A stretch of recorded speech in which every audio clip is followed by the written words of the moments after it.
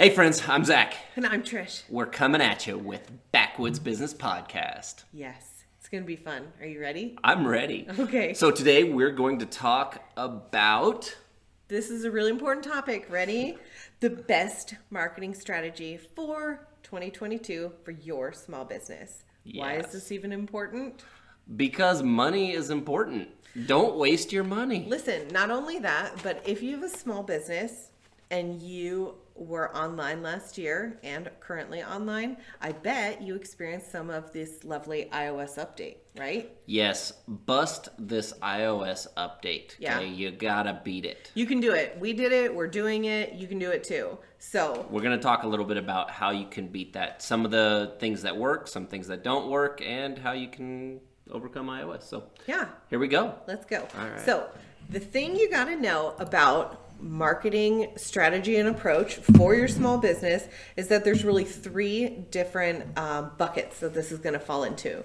You have organic, you have paid, and you have what we refer to as Toxic.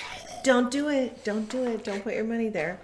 Don't put your time there. Don't put your resources there. So let's just jump in. So organic. All the organic things are free. Free, exactly. Free. In case you didn't know what organic means, because actually we Yeah. had somebody say, "What do you mean by organic?" Yeah. So Organic we mean is free. free.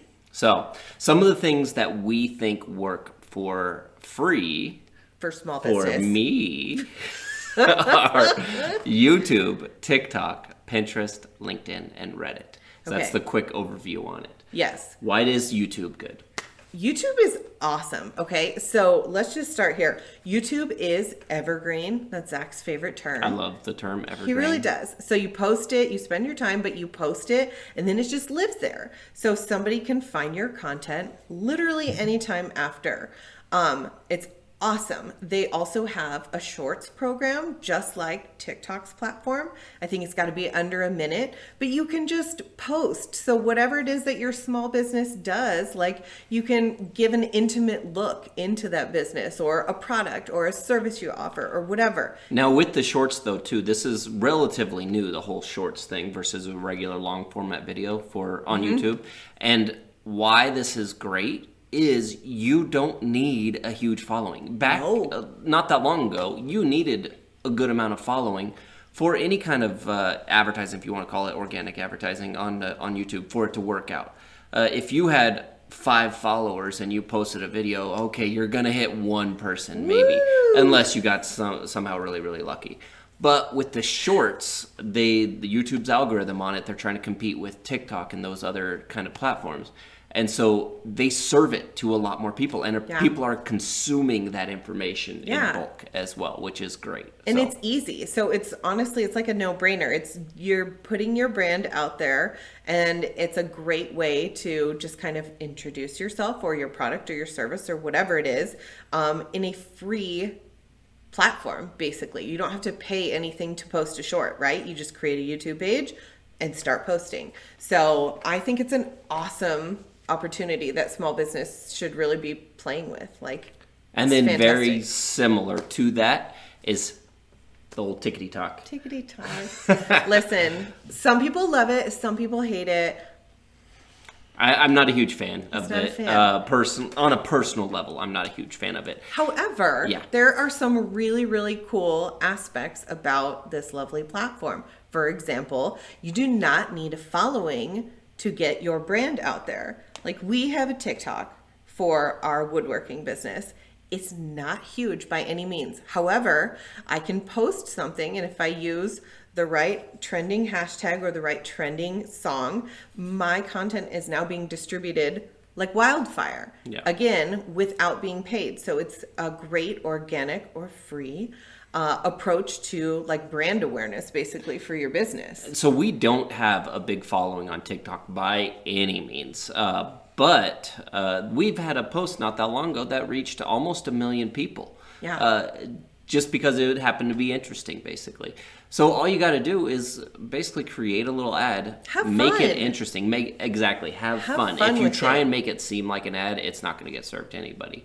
We've tried paying for ads on TikTok, and it flopped. It flopped big hard. Time. Real hard. Just it was bad. Don't do it. Don't do it. I mean, For right now on this platform, I should say. So this is 2022, and like, unless you are big box with tons of money to throw at this platform, or you already have a very established base on there, I guess, you may benefit from paying.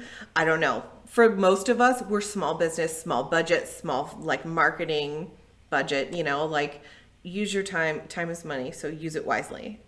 Exactly. Get on there, have fun. I would do it. And I think TikTok, from what we can see also, it's closer to evergreen as well, similar to YouTube. Because we've had some posts that we posted a while ago and they're still popping up. As opposed to Facebook and TikTok, if you post something, it's dead in a couple days. It just kind of gets buried in there, Yeah, they just basically stop serving it to people. It doesn't matter if it's fantastic content. So. Yeah. And similarly to the evergreen and like the short form video, you can use Pinterest. A lot of people think Pinterest like, oh, that's not a place I need to be for a small business.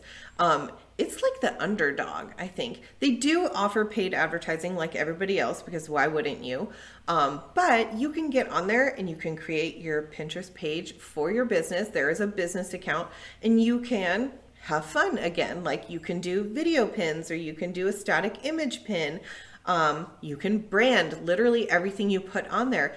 All it takes is one blogger to see your pin and think, oh, this is a really interesting like service or product or whatever it is that your small business does. And they go ahead and they grab your pin and they repin it to their board. They may have 1 million people following their board. And now you've just organically kind of crossed your business with theirs. And now you've hit this whole new audience and this reach that you literally would not have done before. One huge thing that I love about Pinterest that I think has a heads up over all of them basically is how easy it is for the consumer to go from Pinterest platform to your website. Yeah. That part's huge. TikTok, YouTube, Instagram, Facebook, all that stuff. They so desperately want to keep you on their platform, they make it a pain. You can't link things real easily to your website a lot of times. Obviously, there's some workarounds, but Pinterest is just simple.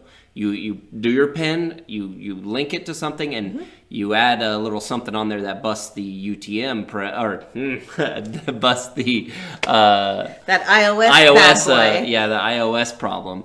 But I'll touch on that a little bit more in a minute. But you just post that link on there and people are going right to your website, and it's awesome for and them. it's organic, it's free, so take advantage of all these free options. Yes, time is money. Yes, you have to sit down and create the pin, but you don't have to go back and like nurture it or like make sure that it's still no, just put it out there, get your brand out there, let people know what it is you do, give them a call to action, and send them right to your website. It's free, so take advantage of it. I think so many times as a small business owner, I'm hesitant to do stuff that's organic because I feel like, well, is that even going to work? Like, is it worth my time? Yeah, is it worth my time? Can't I just pay somebody to like run this ad that's going to work? But with iOS rolling out, we have found the hard way. It doesn't matter how much money you throw at this, you might as well just be lighting money on fire. Like it's not effective right now in this time, in this space for small business. So use the organic tools that are out there. There's 2 others on here, LinkedIn and Reddit. We don't use them personally because I don't know that it's the best fit for our product-based business on However, the side. we've talked to some other businesses, and they some of them like it, actually. It depends on what your business model is. LinkedIn, it's all about that professional accounts, basically. So there could be an opportunity to organically reach people, and actually even and the it's paid great for networking though. True. On those ones, like you're getting your brand out there, but it's like in LinkedIn. If you're trying to wholesale some products, it could be great to get into some stores. If you're service based, like that's a great way to say like, hey, I offer this service like to all these other buckets of people. It's kind of if you're building resumes for people, that's where people are going to find jobs a lot of times. Maybe they need somebody to help them build a resume. Absolutely. So take advantage of those. And then Reddit. So I've used Reddit for, so not advertising directly, but we have done posts on there. I use it really to try and link them to other things because you can, kind of like Pinterest, you can create links to your website from Reddit. the nice thing about Reddit is you find some of these communities that you can be a part of, or subreddits they call it. And there might be 7 million people on this subreddit. And you post on there and you're going to hit a lot of people. You're going to get a good, easy reach on there. Yeah. I don't think it's as visually appealing as some of the other ones. But it might not have to be, depending on your exactly. small business and what it is that you do. Like, you might do better in a community forum type reach. So Exactly. depends what you do. But definitely check those out. So all of those are free. All of those are organic.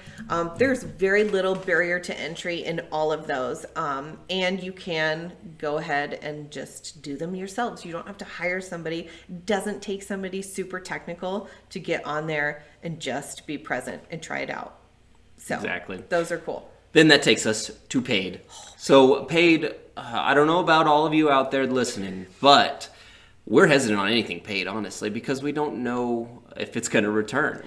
Every single penny matters in a small business. Maybe not in big box, but like, we're mom and pop, right? Like, every penny that we are going to spend needs to have a purpose. It needs to go out there and return exponentially, right? Exactly. So whenever we do spend money, we put a lot of thought into that process. And so we run on Meta's platform, basically Facebook and Instagram, and then we also use Google Ads. I think they work best together. Yeah. Now, the best thing, though, about Facebook and Instagram is that detailed targeting. That's what I love about that platform. What is detailed targeting? So, detailed targeting is all about reaching the right person. A lot of other ads, even Google ads, you're struggling to reach that right person, that buyer for your business, your product, your service, whatever it is.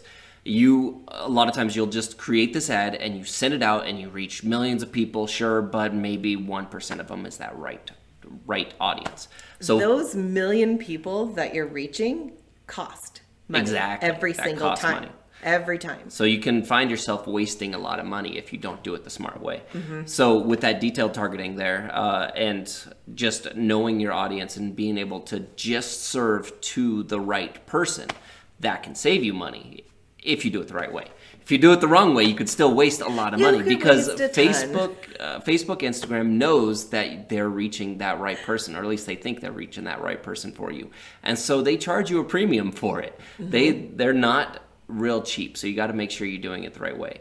And if that's something that you want to hear us talk about more, like, drop a comment or like send us a message, let us know, because that's something, honestly, that is its own little ball of chaos and confusion. So Exactly. we could definitely dive into that. We'll probably do another episode on that specifically, actually. So on the paid, though, especially with the Facebook, Instagram, the iOS update, well, let's touch on it right here, I think. So the iOS update, in case you don't know out there already, that affected... so on a personal level, I love the iOS update. I think it's great. Privacy is great. Right. It made it so that all of my... browsing history, my purchase history, all that kind of stuff is not as known to just the random person that I happen to go to their website and buy something. I like it. I think that it's nice. Like, I don't think other businesses and companies need to know my business. Like, if I want to look around and shop for things, like, at my leisure, that should be my own personal prerogative. And so I personally have opted out of iOS tracking. I don't think you need to know all this. However, On a business side. if you're a small business, this is horrible for us. It's horrible. How do I know which people are actually interested in the products and services that I offer as a small business if they have opted out of that tracking, right? So I can no longer see where they're clicking around. I can no longer see, like, oh, this demographic actually is interested in what it is that I do, right? So it's super challenging. So how do you get around that? How do you still spend money comfortably as a small business owner and still reach those people? There is one key thing that you can do. UTM tracking Yes. is where it's at. So UTM, I have no clue what UTM stands for. feel like we should However, know that. yeah, we probably should. But It here we doesn't are. even matter what it stands for. What it is, though, is a way for you to add a little extra bit of code, I'll call it code, to the end of whatever link you're using, wherever you're trying to send people to your website. You add a little bit of code at the end of that link, and it makes it so that on your back end, even if people have the iOS privacy enabled, then you can still capture where did they at least come from. Right. You may not know everything about them, but you'll know where they came from. So if you're running multiple ads, you can put specific parameters on this UTM tracking to know, oh, they came from this ad.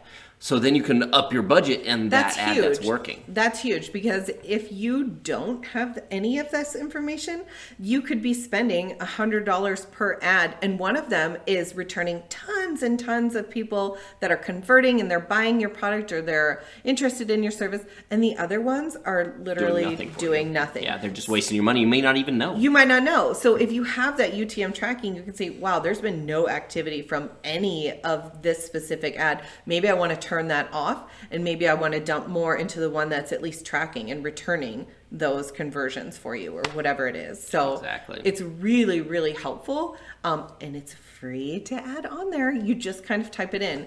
Yeah, so definitely do UTM tracking. And you can UTM track your pins even, like all of that kind of stuff. Pinterest. So when you go into your back end, you can see, oh, hey, I did do this pin and it actually converted. Something I did well there. Let's go back and see if I can replicate that or capitalize on that a little bit better in an organic environment. Exactly. So now how you make your Facebook, Instagrams work, I think best also is set up a Google ad that goes with it. That's the thing. A lot of people look at them as separate. Sure, it's totally separate companies and everything, but the reality is most people, when they get served an ad, at least from our experience, most people, when they get served an ad on Facebook, Instagram, they don't always click it. And Facebook knows that. I don't know what that is. I don't know if that's a real company. I don't know. I'm very skeptical. Exactly. Like when I see an ad, like why is this coming to me? And the truth is Facebook knows that people don't always click that, and that's why they don't charge per click. Google charges per click. Facebook doesn't. They know I just serve it to these people because a lot of people aren't going to even click that link, but they want to still get their money. And so they know a lot of people will see your ad, and then they jump over to Google and start searching whatever's in the ad. Like our product, one of our main products is our herb stripper, in case you don't know. And our herb stripper, what people do, they'll see our ad for herb stripper or Herbie, our herb stripper, and then they'll go to Google. They don't search our company name even. They search wooden herb stripper. But good thing we will run some Google ads, and we have our SEO on point so that when people search wooden herb stripper, we're the first one. We pop up like 5 or 6 times in different ways. Yeah. And so the Google ads goes along with it if you use the right keywords. Because I think it gives you more of social proof that way. Like you are a legitimate brand. You know, it's linking, and especially if those images are the same, it's kind of saying, oh, yep, this is legit. Okay, maybe I'll click it this time. And then they can kind of funnel and play around in there as well. So it's really, really beneficial to have those two kind of work in conjunction, I think. Definitely. Okay, so. And then the last one we said is toxic. And there's a reason. We're not just haters on this. Etsy. I am. All right.